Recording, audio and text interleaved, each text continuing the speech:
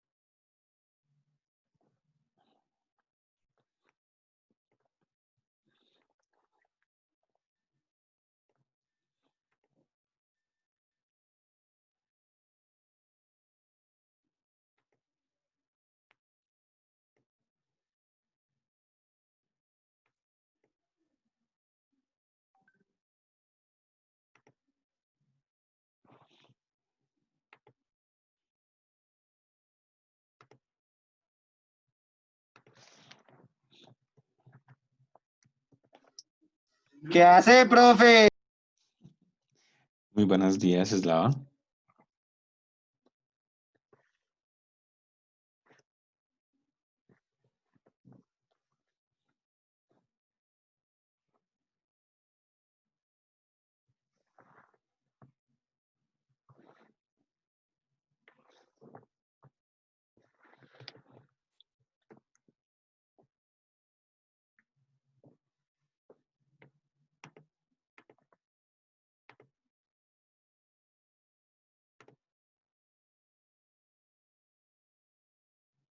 Hola, Philip. ¿Me estás saludando a mí?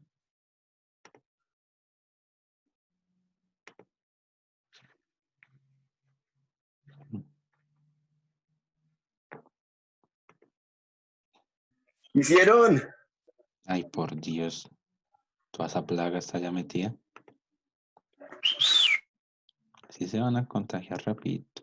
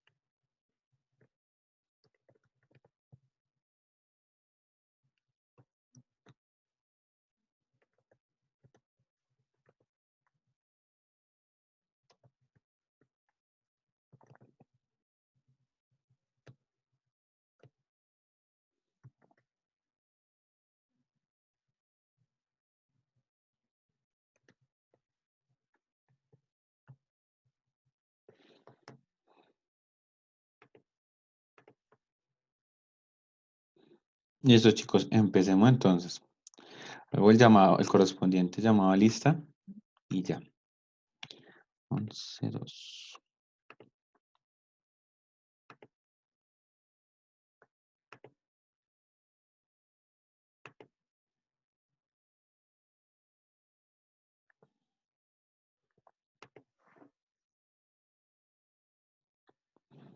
Alonso Cuervo está.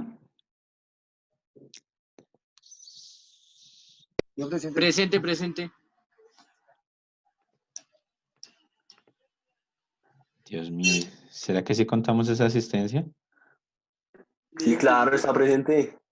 No, está con usted, que es Presente. diferente, pero en la clase no está. Prende el micrófono. Ah, profe, es que estamos reclamando las chaquetas de promi, pues de aquí a que llegue a la casa. Qué embarrada. Pila, chicos, que las clases son primeros, pero bueno. Barreras Lava, pues ahí está conectado. Barreto Uribe, Karen Natalia.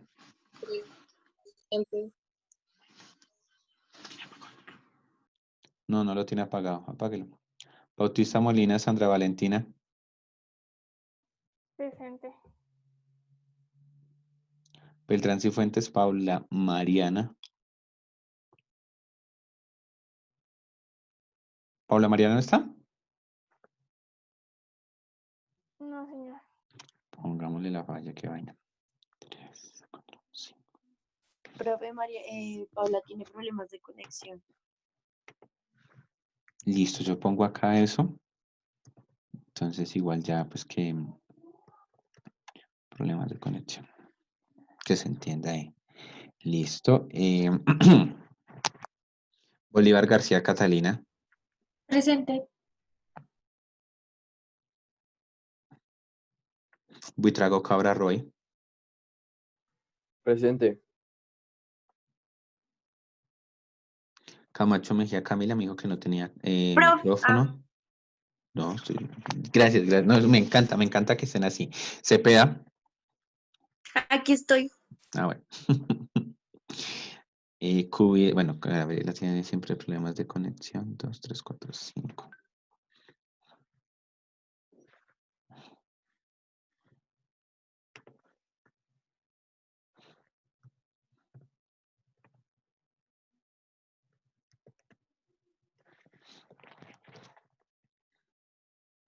Díaz Casallas, Cristian Steven. Tiene problemas de conexión. Listo. Entonces aquí reportamos. Lengua castellana. Chicos, pilas que reportar problemas de conexión implica que el profesor Eduardo verifica. Entonces igual ustedes reportan, yo lo registro, pero después cuando lo llamen, usted queda con la falla. Enrique García Philip. Presente. Velázquez Luis.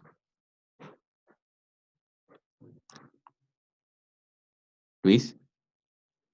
Sí, por ahí está. Jorge Valentina. Presente.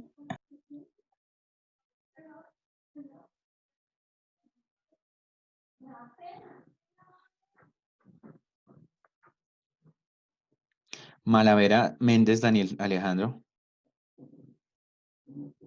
¿No está, chicos? Veo que no. ¿Será que sí cerraron? Mora está. Mora no está.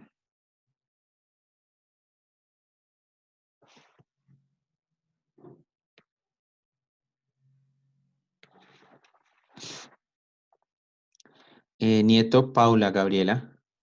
Presente. Ortiz Forero Valentina.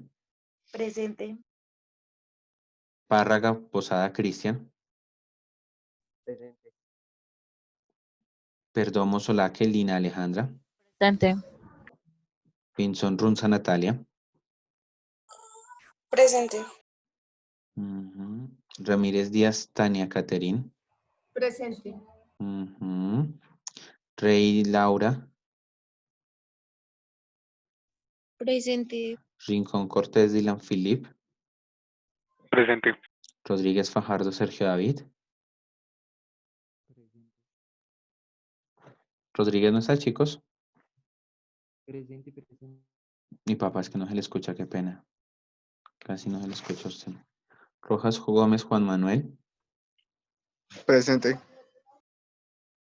Rosso Marta Luis Felipe. Presente. Sabogal Carrillo. Presente. Laura. Presente. Sánchez Malagón Duván Felipe. Presente. Sierra Miguel Ángel. Por lo que veo no está. Listo. Soracipa Jaramillo, Laura Sofía. Presente. Torres Vargas Kevin Santiago.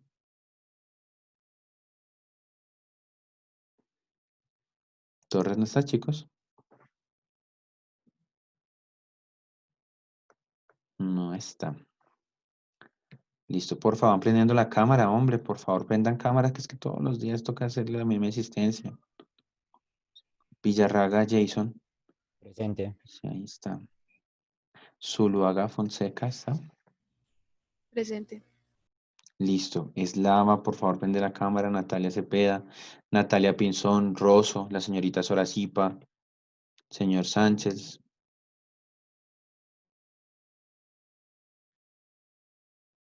Dubán, por favor, prende la cámara. Bueno, listo, Dubán. Si usted pasó el reporte, ahí queda entonces. Natalia Pinzón, por favor, prenda la cámara.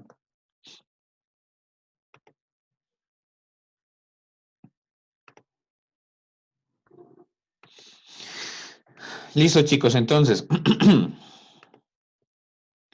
La idea es poder terminar el tema. ¿Se acuerdan el texto que estábamos leyendo ayer sobre José Saramago? Que les decía yo a ustedes que por favor tuvieran presente lo que estábamos hablando y el tema que tuviéramos presente. ¿Se acuerdan? ¿De qué personajes nos estaban hablando? ¿Me pueden ayudar a recordar, por favor? El hombre que quería un barco, el rey, Perfecto, Señora muy bien. limpieza. la señora de la limpieza. Sí, señora. Muy bien, la señora de la limpieza. Listo, chicos. Recuérdense que estábamos haciendo niveles de lectura y estábamos analizando también la posibilidad de entender otros aspectos, entre ellos, ¿con qué podemos comparar el texto? ¿Qué podemos hacer alusión al texto?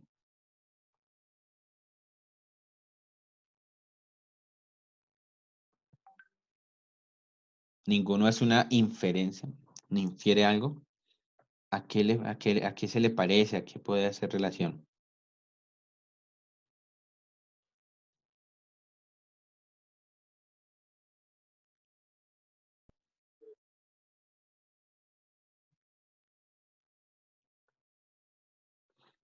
¿Ninguno?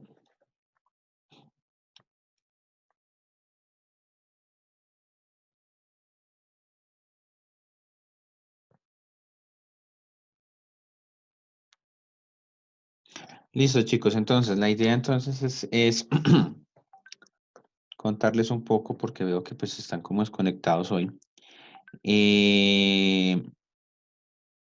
José Saramago tenía la particularidad literaria de que lo que les decía, él contaba sus historias a través, o él habla de la vida de él a través de, de características muy fundamentales de la historia. Entonces, la idea del rey es la idea de un gobernante, de un tirano que sube al poder, ¿sí? Entonces, podemos hablar de cualquier gobernante que sube al poder. Podemos hablar que los secretarios es todas las entidades del gobierno que se pasan la bolita dependiendo el caso, de un caso al otro. Entonces, si este necesita algo, le dicen al otro y este le dice al otro, así, hasta llegar al rey. En este caso, pues el gobernante puede ser un presidente, puede ser un dictador, es decir, la multiplicidad de rostros que puede tomar la idea del rey en José Saramago es bastante fuerte.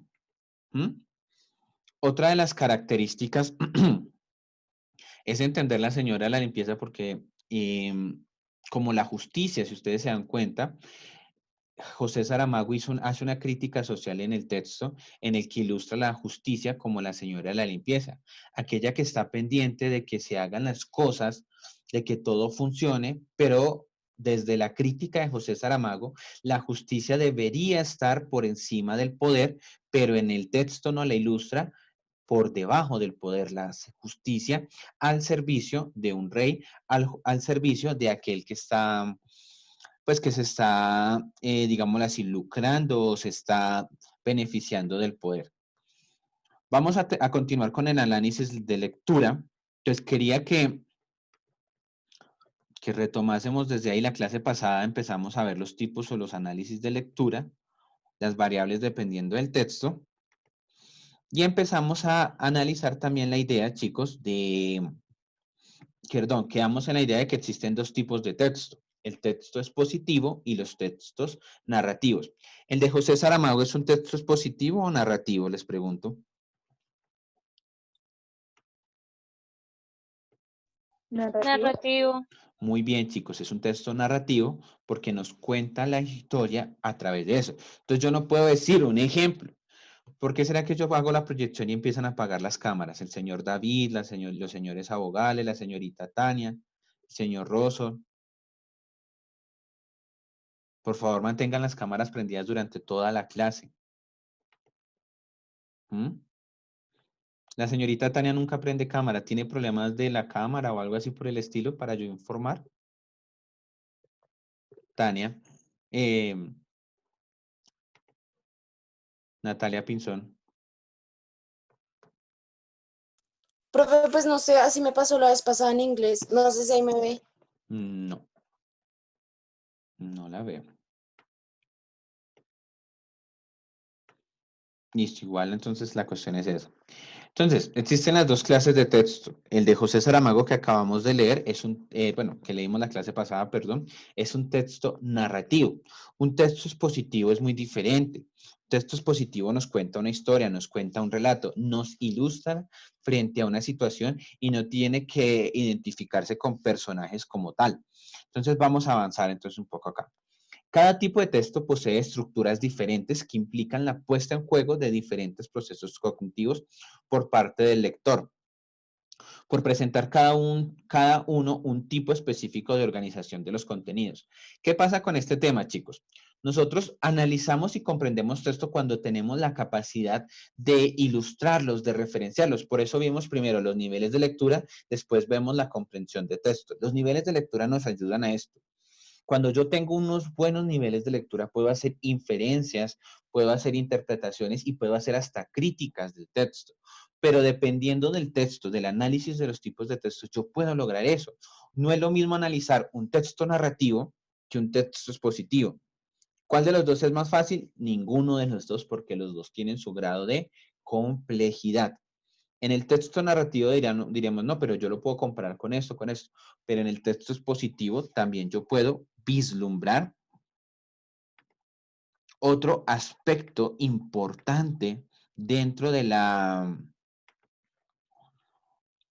¿qué? De la interpretación de la interpretación de los textos. Entonces vamos a ver un texto argumentativo y cómo este texto nos ilustra sobre la forma en que suceden los acontecimientos.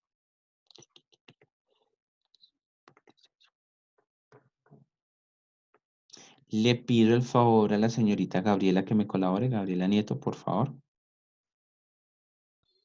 Dale, profe. Con el título y todo. Ok, los más corruptos.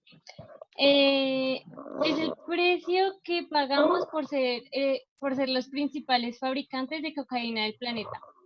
Lo que me dejó pensando no fue el primer puesto, sino la negación de este liderato por parte de cientos. Millones de ciudadanos a la defensiva, millones asegurando que era un estudio sesgado, millones diciendo que era solo una percepción y que no representaba la realidad del pueblo colombiano. ¿Cómo era posible que en una encuesta entre 20.000 ciudadanos globales de 73 países distintos nos dejara en el primer lugar de los países más corruptos del globo terráqueo? A simple vista parecía una exageración. ¿Cómo va a ser Colombia más corrupta que Venezuela, donde la gente se muere de hambre aunque tengan las mayores reservas petroleras del planeta, o más corrupta que Argentina, donde los ¿cómo se dice eso? Kirchner, son unos corruptos. Kirchner, Ok. una familia. Amasaron una fortuna de grandes ligas de manera repentina, o que Brasil, donde las empresas tienen departamentos de sobornos estructurados, o que México, donde los narcotraficantes encuentran 1000 maneras de meter la droga a suelo norteamericano, o que la propia Rusia, donde Putin lleva 20 años enriqueciéndose sin ningún reparo. Y aún así, ¿cómo pueden ver a Colombia como el más corrupto del planeta? ¿Cuáles son las razones para esa mala fama universal que ven desde afuera que nosotros en el país no logramos visualizar? Así que se me ocurrió salir a las calles de Washington, D.C. y entrevistar a cuanto gringo y europeo vi pasar.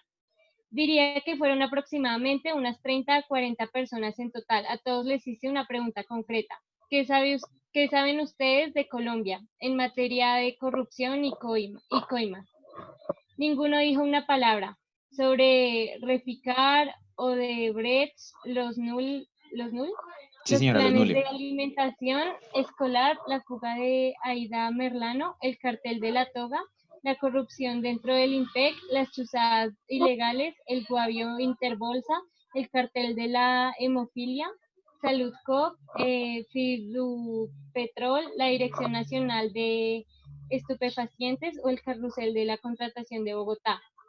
Únicamente uno de ellos mencionó al Canal de Panamá. La respuesta de todos fue unánime, muy a pesar el narcotráfico. Así de claro como canta un gallo, lo que hace que a los ojos del mundo seamos los más corruptos del planeta es que somos los mayores productores de cocaína de toda la Tierra. O de lo contrario, ¿cómo podemos producir 1.500 toneladas anuales de cocaína sin que nadie se percate de la logística que eso implica? Comprar 15.000 toneladas al año en insumos, transportar todo eso por camiones, lanchas, aviones y submarinos, exportarlo a Europa, Australia y los Estados Unidos. Todo este éxito comercial con un producto que es ilegal a nivel mundial. Un producto que, para llegar a su destino final, muchas veces tiene que sobornar a personal de policía nacional y extranjera, ejércitos nacionales y extranjeros, gobiernos nacionales y extranjeros, empresarios nacionales y extranjeros, campesinos nacionales y extranjeros, y un larguísimo etcétera de actores a lo largo de la cadena: transportadores, controladores aéreos, guardacostas, ingenieros, abogados, banqueros, biólogos, agrónomos, alcaldes, pilotos de aviones, lavadores, sicarios, ingenieros químicos y expertos en submarinos, entre otros tantos. Me duele en el alma como a todos ustedes, pero no podemos seguir tapando el sol con las manos. Estamos frente a una realidad que nadie puede negar. Colombia es sinónimo de cocaína y cocaína es equivalente a corrupción aquí y en la Conchinchina. No hay ningún punto en seguirlo negando, entre otras cosas porque estamos en la obligación de reconocerlo y encararlo. Paola Ochoa. Listo, Gabriela, muchísimas gracias. Listo, chicos. Mi idea con esto era mostrar ya un texto expositivo y mostrar la comparación. Esta muchacha no se puso con rodeos. Esta muchacha nos expuso, nos explicó cuál es la causa de la corrupción en Colombia. No se puso a hacernos alegoría de es que puede ser un rey, que tiene un barco, no. Sí de que hay que entender y aprender a diferenciar los tipos de lectura y los grados de complejidad, ¿sí? Para leer, por ejemplo, ese texto que Gabriela nos hizo el favor de leer, que leyó muy bien, es también entender, chicos, la lógica independiente de que yo tengo que conocer del tema. Por ejemplo, mencionaron Reficar, Odebrecht, los Nule. ¿Ustedes conocen algo de eso? Entonces, la complejidad lectora también empieza a partir de ahí, de cómo nosotros nos identificamos con ciertos elementos constituyentes de la lectura, ¿sí? Nosotros ese tema lo vimos un poquito a grosso modo en competencias ciudadanas, pero bueno, el punto acá, chicos, es entender la lógica de cómo funcionan las estructuras de los textos. Un texto narrativo nos puede contar esta misma historia de Colombia, pero desde un relato más fantástico, más ilustrativo, más diferente, dijo alguien por ahí. Sigamos, chicos. Es de gran importancia en los procesos de lectura que el lector sepa conocer el tipo de texto al que se enfrenta, lo que les estaba ilustrando yo anteriormente, ya que estas estructuras diferentes funcionan para él como esquemas de interpretación sobre los cuales genera expectativas específicas que van a guiar su lectura. Entonces, reconociendo el tipo de texto argumentativo o narrativo, yo puedo empezar a hacer inferencias y yo puedo empezar a pensar cómo interpreto y asimilo este texto. Si me doy a la tarea de leer algo argumentativo, tengo que aprender a reconocer los elementos propios. Y si los desconozco tal vez, como en el caso pues, que estamos viendo, investigar, bueno, ¿qué es lo de los Lunle? ¿Qué es lo de Reficar? ¿Qué es lo de Odebrecht? ¿Sí? ¿Qué es una coima? Para yo ir contextualizando el texto y conceptualizando lo que voy a leer. Esa es la importancia de cuando nosotros y lo que hace la complejidad en un texto. Cuando yo no conozco los conceptos, me sentiré totalmente perdido al hacer una lectura. Pero cuando yo conozco un concepto, la lectura me es muy fluida. Avancemos, chicos, y entremos a ver las características principales de los textos. ¿Qué tiene que tener todo texto mínimamente cuando ustedes se acerquen a leerlo? Lo primero que tiene que tener un texto, chicos, es la cohesión. Ya esto lo hemos visto, lo vimos nosotros en clases anteriores, pero como escritores. ¿Sí ven la diferencia? Verlo como escritor es saber que cuando yo escribo, mi texto tiene que tener cohesión. Como lectores, nosotros estamos viendo el texto desde la particularidad de entender que acercarme a un texto o juzgarlo como bueno o malo implica encontrarle cohesión. Entonces, es la relación de significado por la cual la interpretación de un elemento del texto depende de otro elemento del texto. Es decir, que tiene que tener una unión, que una parte depende de la otra. Estas relaciones pueden ser endofóricas o exofóricas. Dentro de las primeras, es decir, las endofóricas, encontramos las anáforas, que son expresiones lingüísticas cuyo significado depende del contexto en el que ocurre y que es tomada de una expresión previa antecedente incluida en el texto. Esas son las endofóricas. Y las exofóricas, chicos, son las cuestiones que yo puedo interpretar. Entonces, una cosa muy diferente es, si el texto me presenta a mí algo, por ejemplo, en el texto argumentativo, encontramos que la muchacha nos presentaba, perdón, la muchacha no, la columnista Paola Ochoa nos presentaba todo un andamiaje de las circunstancias políticas que implicaba o que implica la situación de que seamos el país más corrupto del mundo. Eso lo dijo Paola Ochoa y nos presentó unas situaciones endofóricas. Ella dijo, no será por lo de Odebrecht, no será por los nules, no será por el papel de los almuerzos y todo lo que está haciendo el ICBF. Exofóricamente uno puede interpretar ya la cuestión desde la señora está haciendo una inferencia. Dentro del texto narrativo, lo endofórico es comprender el rey, comprender la figura de la empleada de servicio, comprender la figura del barco, qué significa el barco, qué es una isla desconocida. Pues todos esos elementos nos los permite la comprensión lectora. Esos son los análisis que nosotros tenemos que hacer de los textos. Sigamos, cohesión. Desde la coherencia. Entonces, implica las relaciones de significado entre conceptos explícitos en el texto y conceptos implícitos. La coherencia global o macroestructura de un texto es la estructura global del significado que se asienta en un nivel superior que el de las oraciones por separados. Entonces, cuando nosotros nos acercamos a un texto, sea narrativo o expositivo, tenemos que encontrarle siempre una coherencia. Y encontrarle coherencia es ese sentido. Recuerden cuando hablábamos como escritores, les decía yo a ustedes que la coherencia es ese hilo conductor que me permite a mí pasar entre los párrafos o entre las ideas teniendo un referente central. Como lectores, chicos, la coherencia es la capacidad de identificar ese hilo. Por ejemplo, ayúdenme ustedes que están muy atentos, en la columna de la señora Ochoa, ¿cuál es el hilo conductor? ¿Cuál es la coherencia? ¿Cuál es el tema central que la mujer quiere manejar? La corrupción. O sea, Exacto, chicos, muy bien. Eso lo han identificado ustedes. Y en el texto, ¿se atreverían a hacerlo en el texto de José Saramago, el de La Isla Desconocida? ¿Cuál es la cohesión? ¿Cuál es el punto central de él ahí? En ese es un poco más complejo porque él lo deja muchas interpretaciones. Podríamos ilustrarlo, chicos, que es presentar cómo se da la corrupción en Latinoamérica en general. Ese es el tema también de Saramago, que lo expresa de otra manera, pero es el tema central de Saramago. Entonces, vemos la situación de lectores en las que nos pone constantemente los textos. Por ejemplo, yo aquí les muestro una pequeña colección.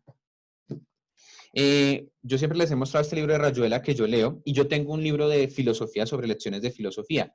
Créanme, cuando yo me siento a leer este libro, es una cosa muy distinta que leer esto de filosofía. Es cambiar prácticamente el chip y encontrarle en un texto narrativo, a veces que me pierde y no encuentro ninguna cohesión, ninguna coherencia, en un texto expositivo que siempre me está presentando una cohesión y una coherencia. Entonces, chicos, la idea es que ustedes que se acerquen a leer un texto, le busquen esos aspectos. Ustedes son como los exploradores o los excavadores que están a la expectativa de qué me está mostrando el texto. Sigamos entonces. Y por último, como parte del texto, como parte de la coherencia, depende de procesos de inferenciales. Inferencial, recuerden que es la capacidad que yo tengo para interpretar, para asimilar. Basado tanto en las habilidades lingüísticas del lector, lo que les decía, chicos, mi habilidad lingüística está limitada a los conceptos que yo conozca. Si yo no conozco el concepto, me es muy complicado comprender. Me es casi imposible. Es como si me estuviesen hablando en otro idioma. Entonces, mi habilidad lingüística es esa capacidad que yo tengo para identificar y reconocer conceptos, como en sus conocimientos previos. Se puede decir en cierta forma que es el lector el que construye la coherencia. Lo que les digo yo a ustedes, chicos, el escritor del texto se limitó a escribirlo, pero somos nosotros, al momento de leerlos, quienes le damos sentido y coherencia. Por ejemplo, alguien puede leerse Rayuela de Julio Cortázar y dice, profe, ese libro es súper enredado. Y otro le dice, no, para mí es súper claro. Porque cada lector le otorga una coherencia a lo que lee, ya que la misma es el resultado de combinar conceptos relacionados con el entorno a una red. Mi invitación siempre es a que ustedes puedan leer y se puedan ilustrar cada vez más en conceptos lingüísticos. Nosotros como docentes, hablo en mi caso y pues más o menos por mis compañeros, nosotros conocemos muchos conceptos, pero aún así estamos escasos en conceptos y nosotros constantemente estamos estudiando y aprendiendo. Yo a veces al dar los temas siempre les he dicho a ustedes, yo me siento un estudiante más porque yo estoy aprendiendo también con ustedes cosas, pero la invitación es a seguir haciendo ese acercamiento lingüístico, ese acercamiento a los conceptos. Perdón, sigamos. Hay algo también muy importante que casi no se analiza, que es la conexidad. La conexidad está dada por la utilización de conectores que establecen una conexión entre las diferentes partes del texto. Son orientadores para la asignación de coherencia, ya que establecen relación de orden lógico y temporal. La conexidad, chicos, es la capacidad que tiene el texto, que tuvo el escritor, para guiarme a mí como lector durante la lectura. ¿Recuerdan ustedes cuando hablábamos en una clase sobre los conectores lógicos? Los conectores lógicos nos dan esta capacidad de conexidad, pero eso lo vimos nosotros como escritores. Nosotros como lectores tenemos que estar a la expectativa también de cómo el escritor me está ilustrando a mí. El escritor es el que me lleva a mí de la mano como lector y me dice, mire, mi libro se lee así. Pasa de este lado a este, pasamos a este aspecto, nos devolvemos a aquello. Cuando el texto nos dice, en primer lugar, el autor me está exponiendo. En segundo lugar, en conclusión, el autor me está terminando una idea. Teniendo en cuenta lo anterior, el autor me está diciendo que recuerde lo que estaba leyendo. Entonces nosotros como lectores tenemos que estar muy a la expectativa al acercarnos a un texto de cómo yo puedo comprender estos aspectos. Desde esa manera se analizan los textos. Listo. Cuarto y último factor, factores que determinan que un texto pueda demorar la comprensión. ¿Por qué nos demoramos nosotros para entender textos? No solo ustedes, todos, todo mundo nos demoramos para comprender ciertos textos. Entonces, está dada por entonces la primera característica que nos dificulta la comprensión de un texto es la longitud.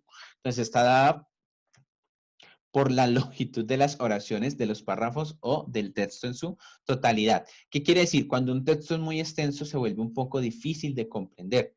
Eso ya depende pues de la capacidad o de la habilidad del lector, pero por lo general un texto muy largo puede ilustrarse.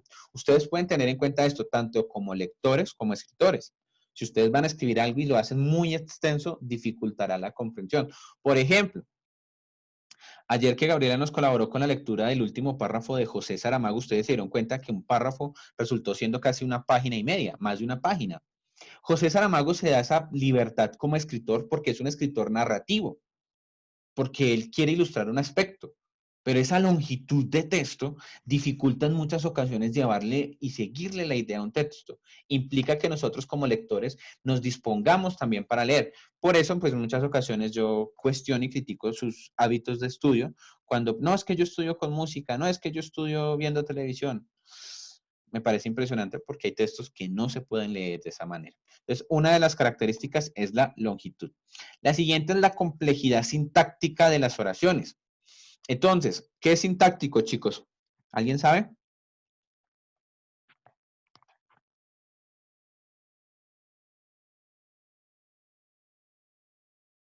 Vale.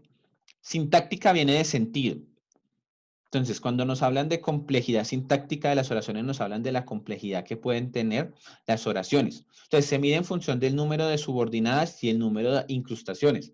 Ustedes se habrán dado cuenta que hay autores, ya sea en un texto expositivo, en un texto narrativo, por lo general sucede mucho en el narrativo, que se dan a la tarea de exponer un texto y lo tienden a volver muy enredado, es decir, una idea la expresan al inicio y la vuelven a retomar hacia el final y en el siguiente capítulo vuelven y retoman esa idea.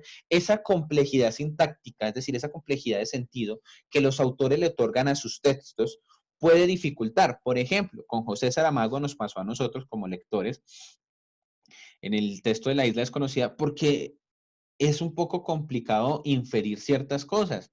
Uno puede inferir muchas cosas, uno puede interpretar muchos elementos, pero todo a cabalidad no lo logra comprender. No logra acercarse y analizarlo en su totalidad. Esa es la necesidad y esa es la particularidad de José Saramago, pero en su complejidad de oraciones. Sigamos, chicos. La siguiente es la de densidad léxica. Chicos, ¿qué es léxico?